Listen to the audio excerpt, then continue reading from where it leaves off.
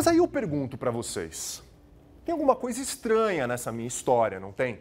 Tem uma coisa muito estranha nessa minha história. O que está estranho na história? O que está estranho é que qualquer decisão, como a gente discutiu algumas aulas atrás, de atuação militar da ONU, precisa passar pelo Conselho de Segurança.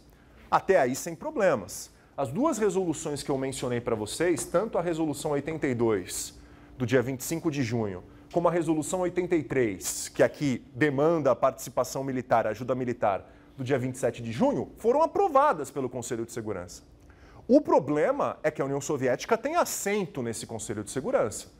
E a União Soviética é uma aliada muito próxima ao governo norte-coreano. Como que o representante soviético permitiu que duas resoluções tão fortes contra a Coreia do Norte fossem aprovadas pelo Conselho de Segurança? A questão é que, nesse momento, a União Soviética estava boicotando o Conselho de Segurança. O representante soviético não participava das reuniões do Conselho de Segurança, deliberadamente. Um boicote não só ao Conselho, mas pelo fato do Conselho ser a instituição talvez mais importante da ONU, né, pelo seu poder enorme, um boicote à própria Organização das Nações Unidas, que estava num momento de constituição. Um boicote por parte da União Soviética ao Conselho de Segurança é um ataque muito sério à própria Organização das Nações Unidas. Aí você me pergunta, mas por que o representante soviético estava boicotando o Conselho de Segurança? A chave para a gente entender o boicote soviético é a maneira pela qual a ONU relaciona-se com a China nesse momento. Por quê? A China tem assento no Conselho de Segurança, como vocês sabem. Só que a China, no final dos anos 40, passa por uma transformação política e socioeconômica crucial. Que transformação é essa? Uma revolução comunista. Que na verdade é que você tem na China, já no final dos anos 20, nos anos 30, mas essa situação ela passa por uma pausa a partir de 37 com a invasão japonesa. Mas você tem uma guerra civil entre o Partido Nacionalista Chinês, os chamados nacionalistas, que lideram ou que dominam o governo institucional, supostamente, né, as instituições chinesas, e guerrilheiros comunistas que atuam em várias áreas do interior do país. Depois da Segunda Guerra Mundial, especificamente a partir de 1946, a guerra civil entre o Partido Nacionalista Chinês, liderados pelo Chiang Kai-shek, e os guerrilheiros comunistas do Mao Tse-tung, retorna. E esta guerra civil, como vocês sabem, vai ser vencida pelos comunistas. Os nacionalistas, na verdade, vão fugir da China continental e vão montar um governo da China nacionalista aonde, pessoal? Em Taiwan, na antiga Formosa. Então, o que acontece? Quem era o representante chinês no Conselho de Segurança quando a ONU é criada em 1945? Era o representante da China nacionalista. Só que quando as guerrilhas comunistas tomam o poder, quando Mao Tse-tung toma efetivamente o poder no final de 1949, o que acontece? Há uma troca dos representantes, sobretudo no Conselho de Segurança? Não. Quem representa a China no Conselho de Segurança continua sendo o representante da China nacionalista, portanto, o representante da China de Taiwan. E é essa a demanda soviética. A ONU, os Estados Unidos, sobretudo, ao não reconhecerem o governo do Mao Tse-tung e não reconhecerem, portanto, um representante comunista no Conselho de Segurança, os Estados Unidos começam a minar a própria ONU. E, portanto, a União Soviética observa que não tem condições dela própria continuar num Conselho de Segurança que é ilegítimo, que não tem legitimidade. Por quê? Impede com que o representante da China comunista, que é o representante que domina a China continental, tenha assento dentro do Conselho.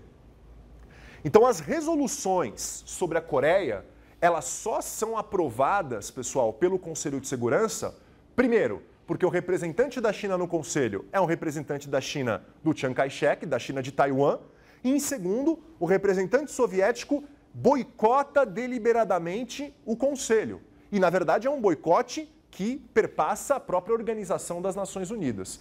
é praticamente passar a imagem de que os Estados Unidos estão instrumentalizando a ONU para avançar interesses de política externa norte-americanos. A ONU, que deveria ser esse organismo multilateral, que congregasse os diferentes estados nacionais para a manutenção da paz, estaria sendo instrumentalizada, essa é a acusação soviética, estaria sendo instrumentalizada para avançar interesses de política externa dos Estados Unidos. Perceba que você ter uma decisão de atuação militar na Coreia, num Conselho de Segurança sem representação soviética e sem representação da China comunista, é um Conselho de Segurança que não tem representação de países que representam o quê em termos de população global nesse contexto?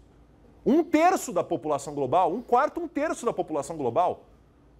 Então você deslegitima a própria ONU e deslegitima, evidentemente, essa é a tentativa, a atuação da ONU via Estados Unidos particularmente, porque os Estados Unidos são que mais participam do comando militar, na Coreia.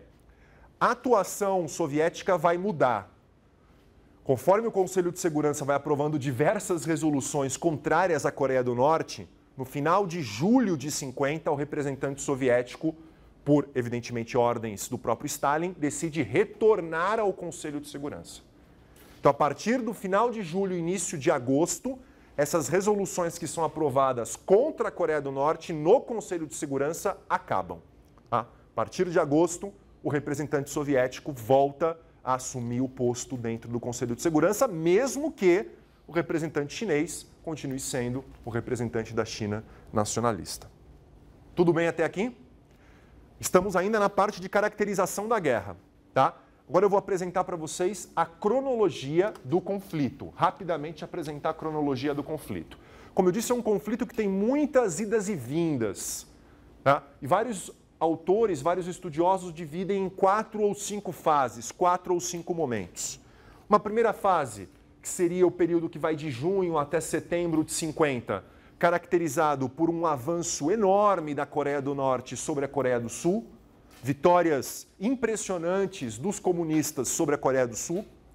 Uma segunda fase, que se inicia em meados de setembro de 50, no qual o comando militar da ONU, basicamente, quando eu falo comando militar da ONU, entenda quase que em sinônimo de Estados Unidos, fazem uma contraofensiva, empurram a Coreia, o exército da Coreia do Norte para fora da Coreia do Sul, e mais do que isso, o comando militar da ONU entra no território da própria Coreia do Norte, ultrapassa o paralelo 38. A terceira fase é marcada no final de novembro de 50 pela entrada da China no conflito. A China entra na guerra, tá? E você tem um recuo das tropas da ONU, das tropas norte-americanas, de novo para a Coreia do Sul. A quarta fase, uma última contraofensiva norte-americana.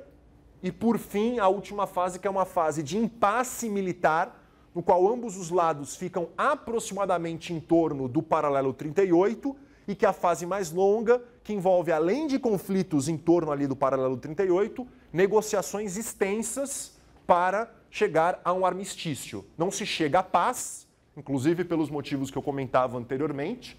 Esses dois governos não se reconhecerão como legítimos, não reconhecerão a existência de duas Coreias, só há uma Coreia, então não se chegará à paz, mas vai se chegar a um armistício depois de muita negociação, e eu vou ser mais específico do porquê demorou tanto tempo para que esse armistício fosse assinado em meados de 53. É muito difícil vocês visualizarem essas idas e vindas apenas a partir dessa divisão por fases que eu apresento aqui. Então eu vou apresentar essa mesma divisão por fases por meio dos mapas da Península Coreana. Aí eu acho que vai facilitar para a gente entender todo esse conjunto, né, de eventos, sobretudo militares aí que envolvem Estados Unidos, Coreia do Norte, Coreia do Sul, China e indiretamente a ONU e a própria União Soviética. Então essa é a primeira fase. Fase que vai de junho até mais ou menos meados de setembro de 50. Como eu disse, a invasão se dá aqui para o sul do paralelo 38. A capital sul-coreana, Seul, é tomada pelas forças da Coreia do Norte e as forças norte-coreanas tomam praticamente toda a península coreana, menos o que vai ser conhecido como perímetro de Pusan, ou seja, o perímetro em torno do porto de Pusan. E aqui você tem o apoio logístico militar norte-americano a partir da ocupação norte-americana do Japão, tá? Esse mapa ele é um pouco enganoso, pessoal, porque ele pode dar uma ideia para vocês de que esse avanço, que é um avanço impressionante, como você pode observar, teria se dado ao longo de 3 meses. Isso é enganoso. Na verdade, o avanço foi muito mais rápido do que parece aqui. Seul caiu em 3 dias. E em 1 mês, esta situação que você vê aqui já estava posta. Em 1 mês, a Península Coreana já estava quase toda sob controle da Coreia do Norte. Por que esse ponto que eu estou levantando para vocês é muito importante? Que é uma coisa que eu venho salientando em aulas anteriores. Porque isso mostra a especificidade da guerra moderna. Isso mostra a importância, quando você fala em defesa numa guerra moderna, de você ter comandos militares integrados que possam atuar rapidamente caso uma ação militar comece. E, sobretudo, a importância de você ter pontos estratégicos para apoiar o seu aliado. Ou seja, mesmo os Estados Unidos tendo tropas do lado da Península Coreana, literalmente do lado da Península Coreana, as tropas da Coreia do Norte conseguiram praticamente dominar a península inteira em menos de 1 mês. Isso quer dizer que, se o Japão não estivesse ocupado pelos Estados Unidos, muito provavelmente a Coreia do Norte teria dominado a península inteira. Ou seja, o tempo para a chegada de reforços norte-americanos teria sido excessivamente longo e teria impedido a resistência sul-coreana. Por que eu digo e por que eu estou reforçando esse aspecto, pessoal? Eu estou reforçando esse aspecto porque a situação da Coreia mimetiza uma situação que para os Estados Unidos é ainda mais grave e ainda mais importante. Que situação que é essa? E aonde é essa situação? A Alemanha. Ou seja, da mesma maneira que a Coreia do Norte invade a Coreia do Sul e domina a Coreia do Sul com uma enorme rapidez, algo muito semelhante poderia se dar entre a Alemanha Oriental e a Alemanha Ocidental, mas com uma diferença crucial, pessoal. Uma diferença muito importante. Não dá para comparar o apoio militar que a União Soviética poderia dar para a Alemanha Oriental, ainda maior do que já deu para a Coreia do Norte, e não dá para comparar uma outra coisa. Os Estados Unidos não têm bases militares e não têm regimentos permanentemente instalados aonde? Aonde? Na Europa Ocidental. Então, se isto aqui acontece na Alemanha, para a OTAN atuar, demoraria um certo tempo. OTAN, sobretudo, eu estou pensando em termos de reforços norte-americanos. E até chegar, muito provavelmente, a República Federal Alemã, a Alemanha Ocidental, já teria caído. E o ponto é, uma vez tendo caído, o que fazer? O que fazer para libertar aquela área? Quais os custos que isso envolve? Estou só dando uma ideia do quanto a invasão da Coreia do Norte em cima da Coreia do Sul não é algo que se restringe à Ásia, e muito menos ali à Península Coreana. Tem uma repercussão global imediata. Muito bem. A missão Comando Militar da ONU, a partir de setembro, começa o que a gente chama da contraofensiva contra os norte-coreanos. E a situação na segunda fase passa a ser essa. Ou seja, entre meados de setembro até final de outubro, início de novembro, na verdade, avança novembro, que você vai ter a expulsão das tropas norte-coreanas do sul da Coreia, tá? E que também se dá de forma muito rápida. Se em 1 mês a Coreia do Norte ocupa quase toda a Coreia do Sul, em 15 dias, de 15 de setembro a 1º de outubro, o Comando Militar da ONU, liderado pelo MacArthur, expulsa as tropas norte-coreanas do sul da Coreia. Em 15 dias, as tropas sul-coreanas e o comando da ONU já estão no paralelo 38. E aí você tem uma das decisões talvez mais importantes e mais cruciais da Guerra da Coreia. E que vai ter um impacto e que vai ter uma repercussão enorme no sistema internacional. Que decisão é essa, pessoal? A decisão de ultrapassar o paralelo 38. Ou seja, não apenas libertar a Coreia do Sul, mas ultrapassar o paralelo 38 e, portanto, reunificar a Península Coreana em torno do governo da República da Coreia. Essa é uma decisão muito importante e que foi legitimada pela ONU. A ONU passa uma resolução legitimando a libertação da Coreia e a reunificação da Coreia em torno do governo, entre aspas, democrático do Syngman Rhee. Só que aí você me pergunta, mas espera um pouquinho, Felipe, você não acabou de dizer que a partir de agosto a União Soviética deixou de boicotar o Conselho de Segurança? Se essa decisão da ONU que eu estou falando acontece em outubro, né, ou seja, a decisão de legitimar essa ultrapassagem pelo paralelo 38, a União Soviética permite isso no Conselho de Segurança? Não, ela não permite no Conselho de Segurança. Aí que está a questão.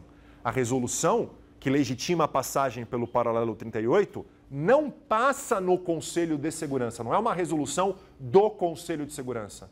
É uma resolução da Assembleia Geral. Ou seja, os Estados Unidos utilizam-se da maioria que eles possuem na Assembleia Geral, a América Latina inteira apoia os Estados Unidos, a Europa Ocidental inteira apoia os Estados Unidos, a Commonwealth Britânica apoia os Estados Unidos, então os Estados Unidos têm clara maioria para obter os 2/3 para passar uma resolução via Assembleia Geral. Mas o que a Carta da ONU diz sobre as diferenças entre resoluções de um Conselho de Segurança e resoluções de uma Assembleia Geral? A resolução aprovada num Conselho de Segurança, ela é compulsória aos membros da ONU. Ela tem que ser implementada. A resolução aprovada por uma Assembleia Geral, ela tem um caráter consultivo.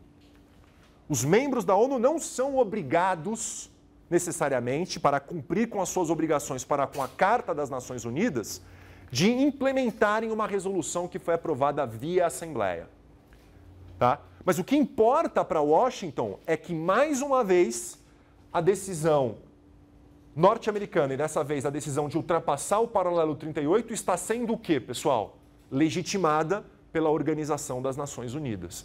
E legitimada por meio de um instrumento de maioria na Assembleia Geral.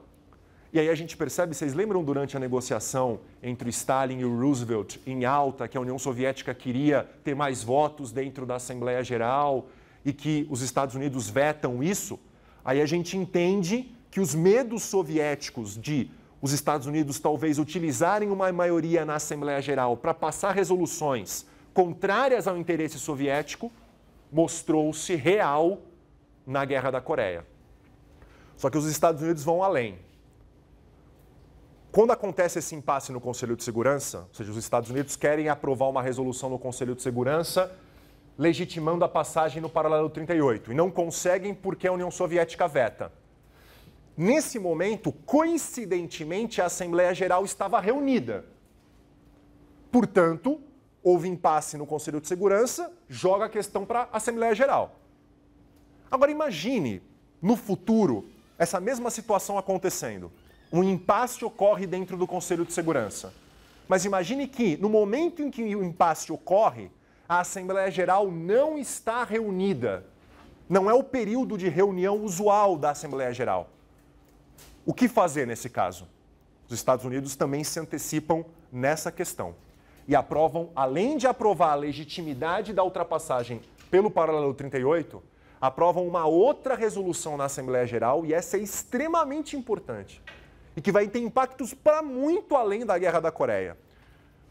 Uma resolução de número 377 da Assembleia Geral da Organização das Nações Unidas, chamada Unidos pela Paz.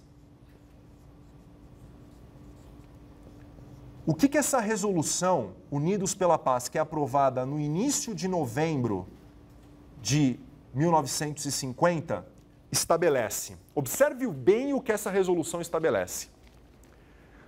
Numa situação de impasse no Conselho de Segurança, no qual um dos membros veta uma decisão do Conselho de Segurança, e supondo que no momento em que esse impasse ocorre, a Assembleia Geral não esteja reunida, né, período usual de reunião, portanto, do encontro da Assembleia Geral, uma reunião emergencial da Assembleia Geral poderia ser convocada, de acordo com essa resolução. Essa reunião emergencial da Assembleia Geral, para acontecer, ela tem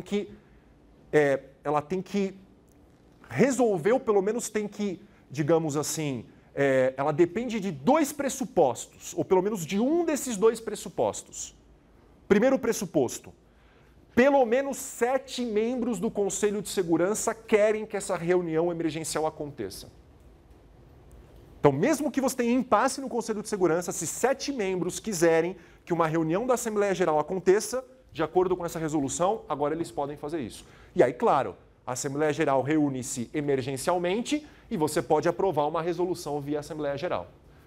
O segundo pressuposto para que a Assembleia Geral reúna-se emergencialmente, caso você não consiga os 7 membros apoiando, é que pelo menos metade dos membros da ONU apoie a realização dessa Assembleia Geral emergencial. Por que essa resolução é tão importante, pessoal? Ela é importante porque ela mostra que o conflito na Coreia e a bipolarização que envolveu o conflito na Coreia está tendo impactos profundos na própria institucionalidade da Organização das Nações Unidas. E eu não preciso dizer para vocês que isto aqui vai ter efeitos futuros. Sobretudo quando nós pensarmos, e se nós pensarmos nos momentos em que a independência afroasiática vai gerar um amontoado de novos países e que vão se transformar em maioria na Assembleia Geral. E a gente percebe o impacto que essa nova situação geopolítica pós-independência afroasiática vai gerar dentro da ONU. Tá? Então a decisão importante é a ultrapassagem pelo paralelo 38, que é legitimada pela ONU via resolução da Assembleia Geral, e inclusive agora há a possibilidade de convocar uma reunião emergencial da Assembleia Geral por meio dessa resolução Unidos pela Paz.